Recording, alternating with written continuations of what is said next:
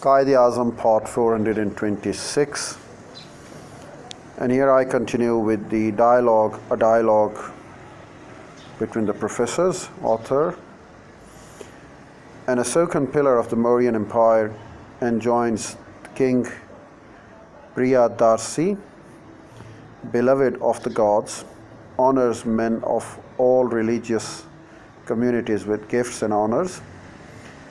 Other sects should be daily honored in everywhere. Islam, too, in its Indian environment, was obliged to recognize this mode of social integration.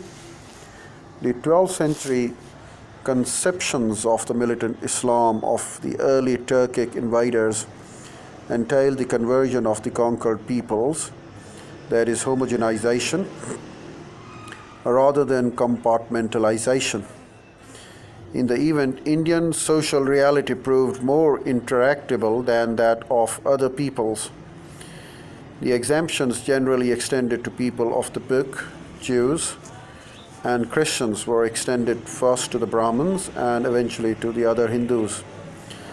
Subjects Badayuni, writing in the 16th century, was a contemporary about Akbar, the greatest of the Mughal emperors, tells us, as a result of all the influences which were brought to bear on His Majesty, there grew gradually, as the outline on a stone, the conviction in his heart that there were sensible men in all religions, rulers who violated the norms of upholding the laws and customs of social groups by intervening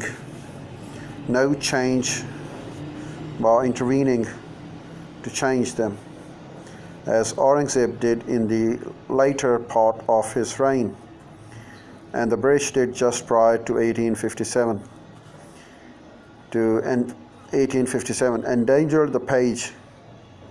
Endanger the foundation of the subcontinental empire. The British policy eventually echoed the practice of previous imperial states, subventions to and protection of all sects.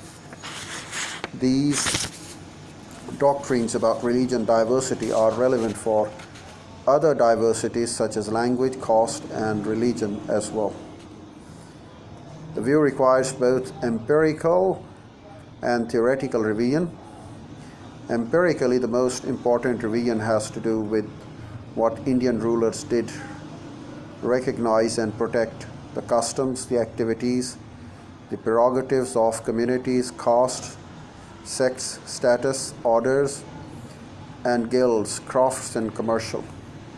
While practice often departed from norm, state theory recognized that such social formations, far from being creations or instruments of the state, existed prior to the state and were governed by their own laws and customs. It was the first duty of the rulers to preserve and protect them. As to the question of property, this is a very controversial one among the English writers on India. In Broken Hill country, south of Krishna, property in land does seem to have existed. In any case, it seems to have been Mohammedans who first established the principle of no property in land throughout the whole of Asia. Religious ties of regional sects, popular pilgrimage, and periodic devotional festivals constituted the vital channels of cultural communication. Trade networks in which credit and cash transactions played a role were from the most ancient times critical to linking villages to sub-regions and to the world.